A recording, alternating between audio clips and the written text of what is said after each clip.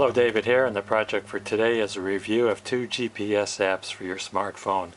Let me give you a little background first. I had this wonderful Garmin 2450 GPS that I took wherever I went. You guys that know me know I could get lost in a phone booth. But anyway, this thing was wonderful. It had a large display. It gave you street names for your next turn when you're on the freeway and you're headed towards an exit. The screen would split and it would show the map on the left, and on the right it would show a picture of the exit, and it also showed you which lane you were supposed to be in. It was very handy. It had the time of arrival, it had the posted speed limit, it had your speed, it had a choice of voices, and it had free map upgrades.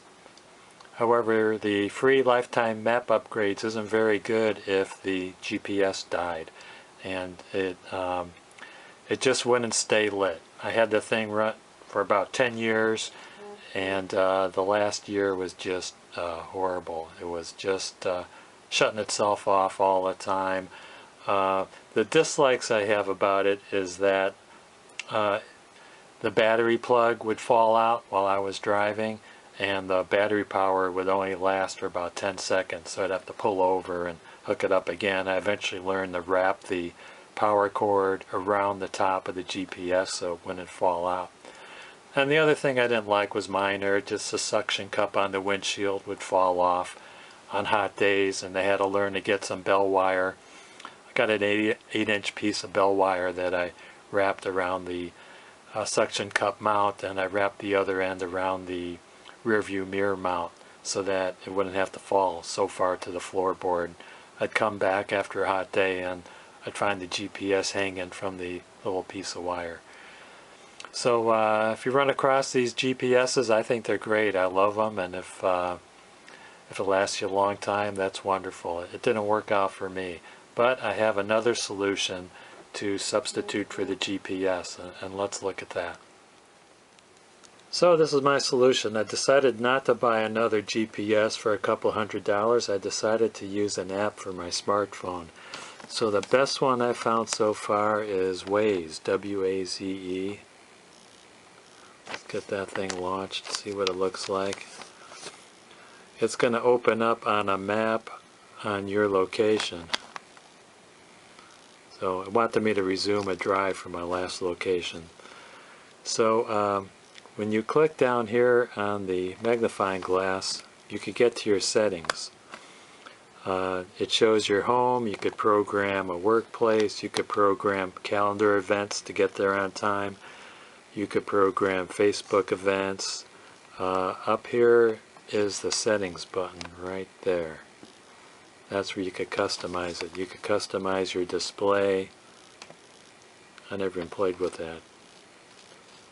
2D, 3D, auto, sound on or off, voice directions in various languages, search by voice. You can set the setting to avoid toll roads. There's display settings, sound and voice, navigation settings. I don't even know what navigation is. Okay, if you want to avoid ferries and freeways, you can avoid toll roads, you can reduce difficult intersections, the route type, fastest, you can not allow dirt roads,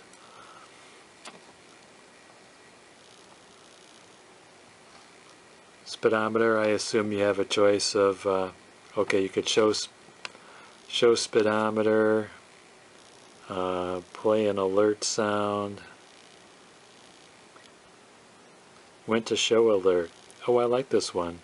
I'm going to show the alert at 5 miles above the speed limit rather than at the speed limit. Show speed limit, show when exceeding speed limit.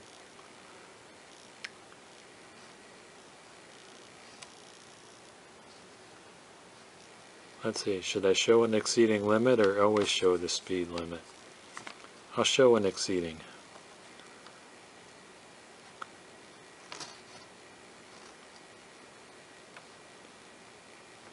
There's just a whole lot of settings to fool with on this.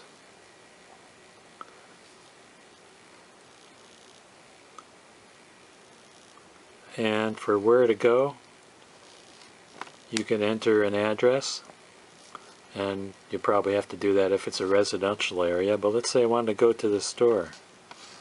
Let me put Costco in there and hit the magnifier. Okay, now I don't know why one in California is showing up 675 miles away, but closest one is up at the top. Next closest one is the third one. So let's go back to the list. Let's pretend we're going to Costco. So it gives the address, it tells you that it's open now, it's got information about the parking lot, if there's parking there or not, it's got their phone number, website addresses, store hours, and then click go. You can either click later or click go. Let's pretend we're going now. It's going to prepare the route. The only thing I don't like about Waze is that you have to be connected for online data. Right now I've got Wi-Fi running, so We're all set. Let's go. My data is turned off on my phone, but I've got the Wi-Fi going, so that's why it's got a route plan for me.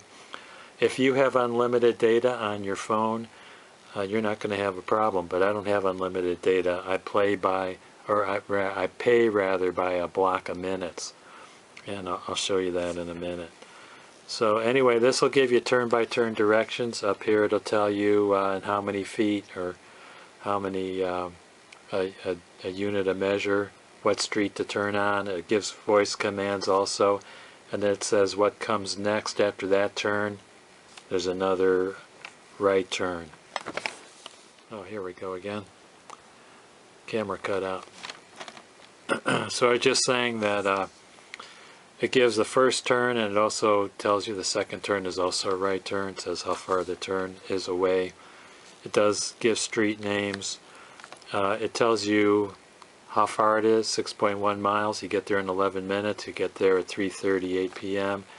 This is your traveling speed. Now over here, if you click that orange thing, you could send a report to the other Waze users.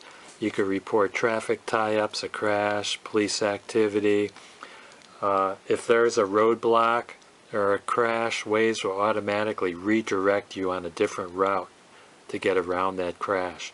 There's a police roadblock and you're hauling moonshine and you want to get around that, well that'll get you around that too, so you get your moonshine to your customers. There's information for roadside help, hazards, and other Waze users are putting their information in and sending reports, and that's going to factor in on the dynamics of the software to alert you to problems and get you around. So it is helpful to make a report. It helps the other Waze users get around, but you got to be careful. You got to have your passenger in the car handling this. They could be your navigator. You certainly don't want to be using this thing while you're driving. You're definitely going to rear end somebody, get into an accident. I don't know what this down button is. Let's see what that is. That's information about your destination.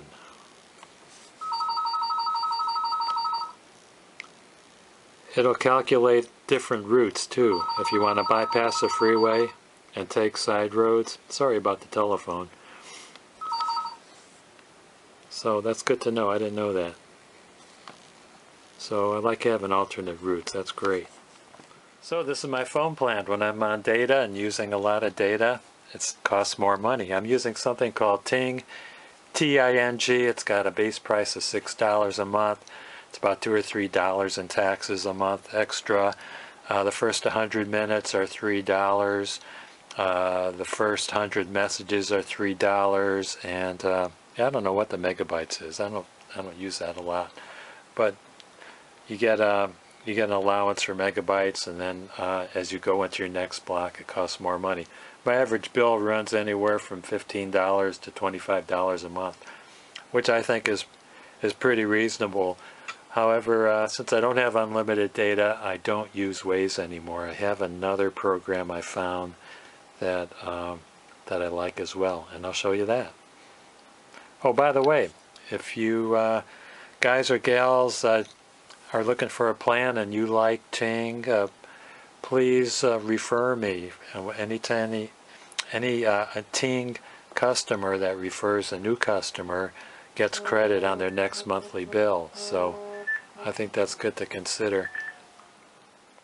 Okay, the next application that I'd like to recommend is an application called Here We Go. It's for people that don't have unlimited data plans. If you have your data turned off, you might want to look at Here We Go. It's right there. It's another free app. Opens right up to the map of your location. Your toolbar is right up here, those 3 horizontal bars. And you can customize it, of course. With this, since there's no real-time traffic information and you're not using data, you have to download maps for where you're going. So you click on download maps, and there is maps from all over the world on here.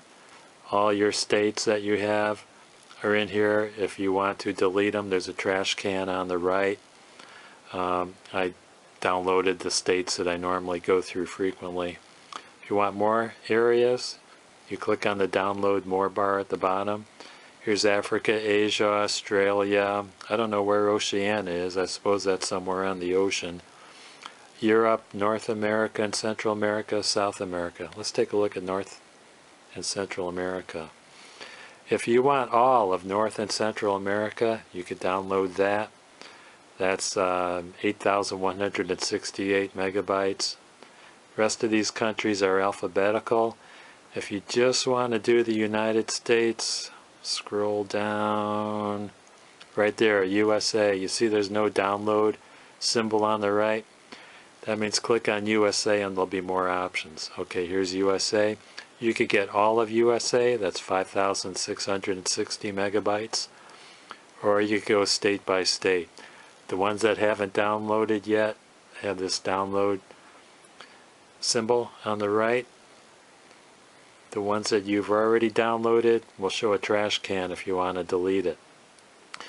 What I did before I got rid of my old Garmin GPS, I pulled that little memory card out of there and I inserted it in the back of the phone here.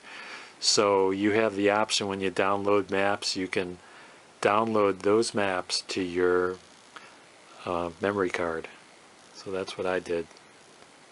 Anytime I get a new state I want to add, just goes to that card. See if I can find that in the settings. There, it's showing my card right there. The external SD card, it's showing that there's 27.85 gigabytes available. So that's kind of a nice feature. It shows you how much space you have. With the size of, that's 27 gigabytes, I probably could have done the whole United States. Take a look at that again. Download maps. Let's look at United States.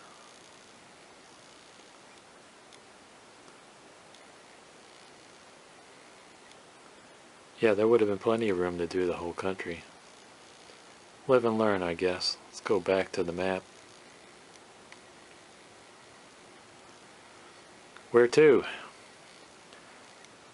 When you click where to, it shows you your last search. You can type in an address here for a resident, or you could type in a company name such as Costco. Let's take a look at Cabela's. I'm going to show you where Cabela's is at. It's going to, well, you click on directions. From directions, it finds routes and it also finds options. So there's a symbol of a person walking. You could walk there in 17 hours and 54 minutes. It's, how many miles is that? It's 40 miles. On a bicycle, it's 4 hours and 37 minutes, and also gives a warning that it's hilly. On a bus, that's pretty interesting. The bus is 3 hours and 5 minutes, just a little bit faster than walking. A lift line, I don't know what that is. That's 1 hour and 27 minutes. And here's a car. Car is 1 hour and 1 minute. It's 41 miles via I-5. And it's showing a 12-minute delay. So if I click on car, there's your map. It shows an overview of the whole route on the map. And you click start. This does have turn-by-turn directions. After 300 via feet, turn voice. right onto Southeast 46th Place and then turn right. See, it's showing my next turn. It's showing my arrival time at 4:45 and 12 minutes. The downside is that there's no real-time traffic information. It's just a basic map of directions. You can condense it or expand it.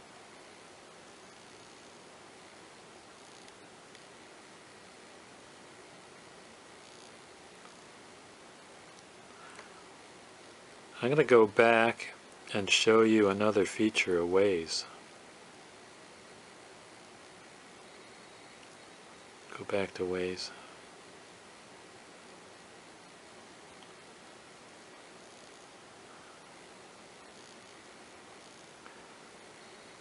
With Waze and its real-time traffic, you can get a really good idea of traffic in the area.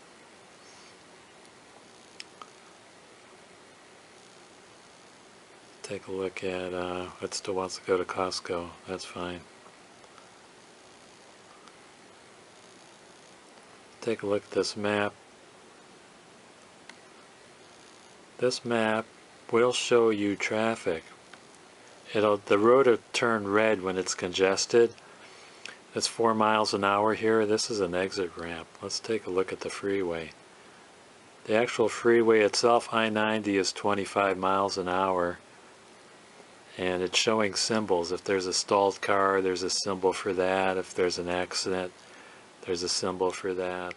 So the time is 3:45. Traffic is building, so it's understandable that the traffic's going to be crummy. Still 25 miles westbound on I-90.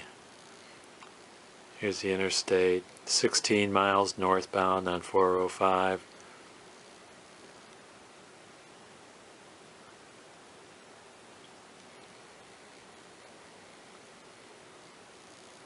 Isn't retirement wonderful?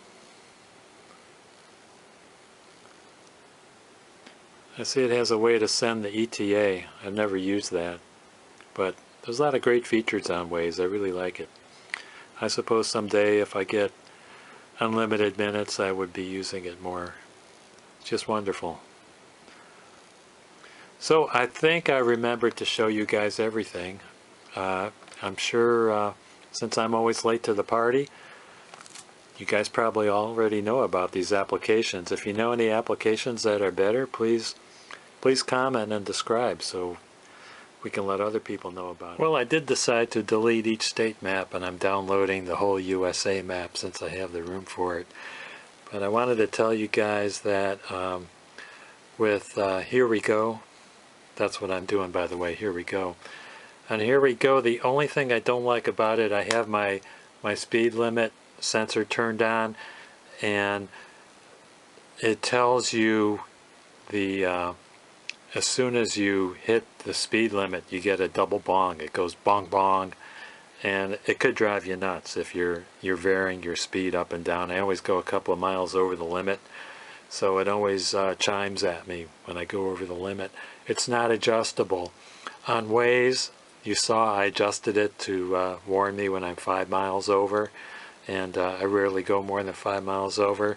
But I did send a feedback in to the people at Here We Go, let them know that I wanted to adjust the speed at which I get an alarm. So that's a good thing. And also, it's looking like Here We Go does show traffic conditions, but you would have to have your data turned on for that. Thank you for watching. If you like my videos, please consider subscribing. Click that bell so you can get email notifications and new videos. I'm always trying to provide educational content for my subscribers, and I appreciate you watching. Bye now.